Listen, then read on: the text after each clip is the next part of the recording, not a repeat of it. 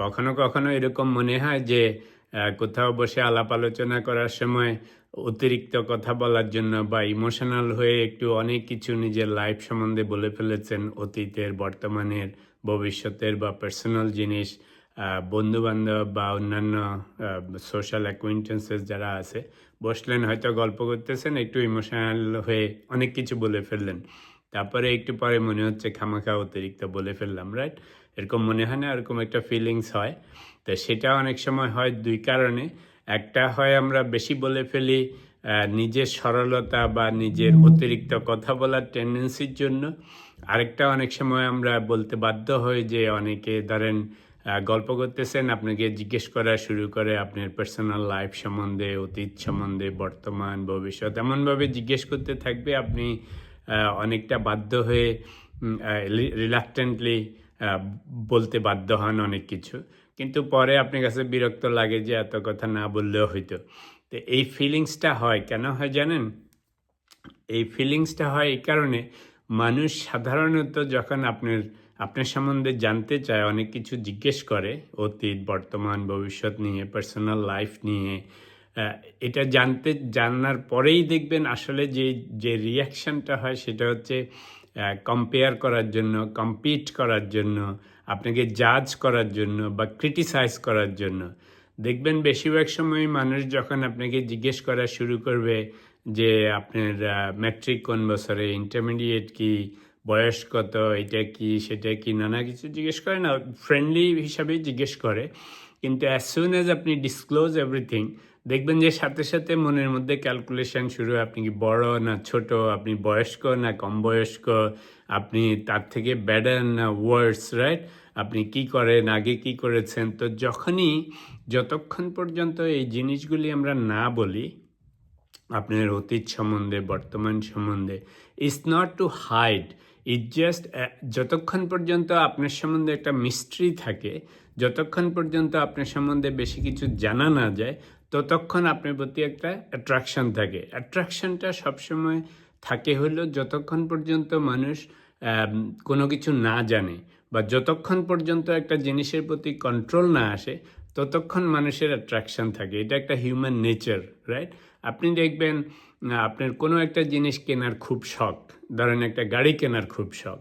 তা অনেক দিন ধরে প্ল্যান করতেছেন, মনে হচ্ছে এই গাড়ি পেলে আপনার কি জানি হবে। তারপরে আমরা যখন সেই গাড়ি কেনা হয়ে যায়, কিছুদিন এক্সাইটমেন্ট থাকে, তারপরে দেখবেন যে মনে হবে বিজনেস অ্যাজ ইউজুয়াল, রাইট? তখন আগে যে আর্টস ছিল, যে অ্যাট্রাকশন ছিল, সেটা কিন্তু কমে যায়। সেম থিং রিলেশনশিপের বেলায়ও দেখেন, আপনি যদি কাউকে পছন্দ করেন, যতক্ষণ পর্যন্ত না আপনাকে পাত্তা দিচ্ছে, ততক্ষণ আপনার ঘুম হারাম হয়ে যাচ্ছে, আপনি সারা বিশ্ব একদিক করে ফেলবেন। যেই দিন থেকে পাশা পাল্টে যায়, অর্থাৎ যেই দিন থেকে আপনাকে পাত্তা দেওয়া শুরু করলো, তখন থেকে দেখবেন যে আপনার আর অত অ্যাট্রাকশন থাকে না। তখন আপনি ঘুমাচ্ছেন, ফোন আসলে বিরক্ত হচ্ছেন অসময়ে, টেক্সট আসলে পরেটা উত্তর দিচ্ছেন, অথচ এক সময় ছিল পারলে ফোনের ভিতর ঢুকে পড়তেন, এরকম একটা অ্যাট্রাকশন, রাইট? তো এর কারণ কি, যতক্ষণ না পাওয়া যায় ততক্ষণ ওই জিনিসের প্রতি মানুষের অ্যাট্রাকশন থাকে। এটা হিউম্যান নেচার। একই জিনিস, ইট অ্যাপ্লাইজ টু নোয়িং সামওয়ান। যতক্ষণ পর্যন্ত না আপনি তার সম্বন্ধে সব কিছু জানবেন, ততক্ষণ ওই যে মিস্ট্রি থাকে, জানার একটা আগ্রহ থাকে, তার প্রতি একটা রেসপেক্ট থাকে, আপনার সবসময় একটা কিউরিসিটি থাকে। The moment you get everything, you get to know everything, তখনই আস্তে আস্তে অ্যাট্রাকশন কমে যায়। তো আরও খারাপ দিক হচ্ছে, শুধু যে অ্যাট্রাকশন কমে যায় তা না, তখন আপনি ইউ স্টার্ট টু কম্পেয়ার। যখনই আপনি ধরেন ওই যে জিজ্ঞেস করলাম বয়স, চাকরি বাকরি, পড়াশোনা, সামাজিক অবস্থান, বাড়িঘর, সব আপনি জেনে ফেললেন, অতীত, বর্তমান। তো এখন আপনি ইউ কম্পেয়ার, ইউ জাজ, ইউ ক্রিটিসাইজ, এবং এখন আপনি চিন্তা করতে থাকেন, দেখবেন যে এই সমস্ত কথা যখন বলা হয়, বলার পরে দেখবেন যে অনেক সময় রুমের যে সেন্টিমেন্ট, রুমের যে এনভায়রনমেন্ট, সেটা চেঞ্জ হতে শুরু করে। অর্থাৎ যখনই আপনার সম্বন্ধে জেনে গেল, এবার সবাই মনে মনে হিসাব করতে শুরু করে যে আপনি ওদের থেকে বেটার না ওয়ার্স। অথচ আপনি যতক্ষণ বসেছিলেন চুপচাপ, ততক্ষণ কিন্তু বুঝতে পারে না। তো সেই জন্য নিয়ম হচ্ছে যে অনেক মানুষ আমরা করি কি, যে আমি বলে আমি সরল মানুষ ভাই, আমি কিছু লুকাই না, রাইট? এটা মনে করে বলতে থাকি, বলতে বলতে আমি ওপেন বুক হয়ে যাই। It has nothing to do with your simplicity, it has nothing to do with your honesty, right? It's not that you need to hide. এর কারণ হচ্ছে যে মিস্ট্রি এবং অ্যাট্রাকশন এর মধ্যে একটা কোরিলেশন আছে। রেসপেক্ট এবং মিস্ট্রির মধ্যে একটা কোরিলেশন আছে। আপনি শুধু অ্যাট্রাকশনের জন্য না, একটা মানুষের প্রতি রেসপেক্ট থাকে ততক্ষণ পর্যন্ত যতক্ষণ পর্যন্ত না আপনি তাকে 100% ফিগার আউট করেন। ইভেন পার্সোনাল লাইফেও রিলেশনশিপেও আপনি অনেস্টির কারণে যদি আপনার অতীতের সমস্ত খারাপ ভালো কথা বলে দেন, কিছুদিন পরে দেখবেন ঝগড়াঝাটি এটা ওটার সময় দেখবেন যে সেটা দিয়েই খোঁটা দিয়ে বলবে, ও তোমার সাথে তো অতীতে এটা হয়েছে সেই জন্য এটা করতেছে, রাইট? এই জন্য শাস্ত্রে আছে even relationship, if you had any relationship with someone else before, don't be proactive to disclose everything. তো সিম্পল কথা হচ্ছে যে ইমোশনাল হয়ে কখনোই নিজের সমস্ত পার্সোনাল জিনিস অন্যদের সাথে শেয়ার করতে হয় না, আপনজনের সাথেও বেশি শেয়ার করতে হয় না, ইভেন রিলেশনশিপে থাকলে তাদের সাথেও সব শেয়ার করতে হয় না। কারণ ওই যে বললাম, যতক্ষণ পর্যন্ত না একটা মানুষকে পুরোপুরি জানা যায় ততক্ষণ পর্যন্ত সেই মানুষের প্রতি আকর্ষণ থাকে। আপনি দেখবেন কোথাও বসলেন, দেখলেন একটা লোক চুপচাপ বসে আছে, রাইট? অন্য সবাই কথাবার্তা বলতেছে, তা আপনি একটু পরপরই ওর দিকে তাকাচ্ছেন, ও কিন্তু বেচারা কিছুই করতেছে না, শুধু চুপচাপ বসে আছে, হোয়াট এভার ইজ ডুইং। দেখবেন যে সবাই কিউরিয়াসিটি শুধু ওর দিকে, যে ও কি করতেছে, কি চিন্তা করতেছে, ওয়াই ইজ ই সাইলেন্ট। তো দেখেন, মানুষের কিউরিয়াসিটি জন্মায় হইল যতক্ষণ পর্যন্ত না একটা জিনিস সম্বন্ধে পুরোপুরি জানে। তো এই জন্য শেয়ারিং ইজ গুড। আজকালকার দিনে আমরা সোশ্যাল মিডিয়ার কথা বলি সবসময়, যে আমরা সবসময় ফেসবুকে এখানে ওখানে শেয়ার করতেছি, সেটা একটা জিনিস, সেটাও খারাপ। কারণ আপনি ওভার শেয়ারিং করলে প্রতিদিনকার নৈমিত্তিক দৈনন্দিন জীবনে আপনি যা কিছু করতেছেন যদি আপনি শেয়ার করতে থাকেন, pretty much everybody knows your routine, right? যে আপনি হোটেলে যাচ্ছেন, রেস্টুরেন্টে যাচ্ছেন, খাচ্ছেন, এটা করতেছেন, সেটা করতেছেন, everything is on the Facebook, so we know your life, nothing is hidden there, nothing mysterious.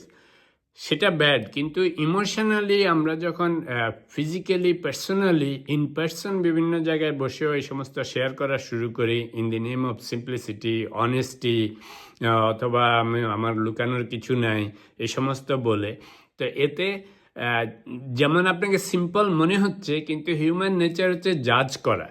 আপনি চিন্তা করে দেখেন, আমরা যখনই কারো পার্সোনাল লাইফ সম্বন্ধে শুনি, সবসময় মনের মধ্যে প্রথম জিনিস আসে জাজ করা। যখন শুনবেন যে তার অনেক টাকা পয়সা আছে, সে খুব ভালো ফ্যামিলি লাইফ লিড করতেছে, বড় চাকরি করতেছে, বাড়ি আছে, গাড়ি আছে, এটা হইলো ভালোর দিকে, শুনলেন একটু বিরক্ত লাগতেছে, রাইট?